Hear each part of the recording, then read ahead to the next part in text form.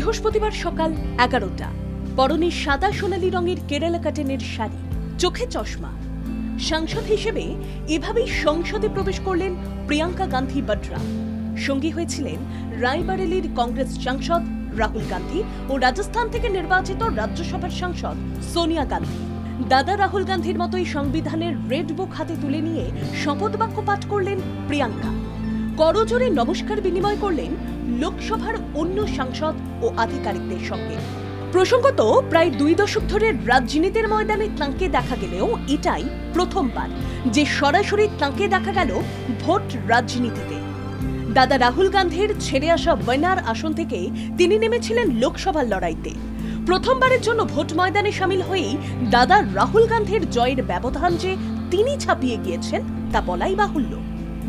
2024-এর লোকসভা নির্বাচনে রাহুল গান্ধী ওয়েনার থেকে জয়ী হয়েছিলেন 3,64,000-এরও বেশি ভোটে। সেই জায়গায় প্রিয়াঙ্কা গান্ধী 4 লক্ষেরও বেশি ভোটে জয়লাভ করেছেন ওয়েনার থেকে। বৃহস্পতিবার সকালেই তিনি নবনির্বাচিত সাংসদ হিসেবে যোগদান করেছিলেন কংগ্রেস সাংসদদের বৈঠকে। প্রিয়াঙ্কা গান্ধীর লোকসভায় আসার খবর পাওয়া মাত্রই সংসদ চত্বরে হাজির হয়েছিলেন অন্যান্য কংগ্রেস সাংসদরা। উঠতে থাকে প্রিয়াঙ্কা স্বাগতম স্লোগান।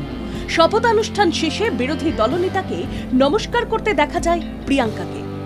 মাস 5 আগে সংবিধানের রেড বুক হাতে নিয়ে যেভাবে শপথ গ্রহণ করেছিলেন রাহুল গান্ধী, ঠিক সেইভাবেই দাদা রাহুলের পদাঙ্কই যে শপথ বাক্য পাঠ থেকে শুরু করে শপথ শেষের পর পর্যন্ত অনুসরণ করলেন প্রিয়াঙ্কা, তা বলাই বাহুল্য।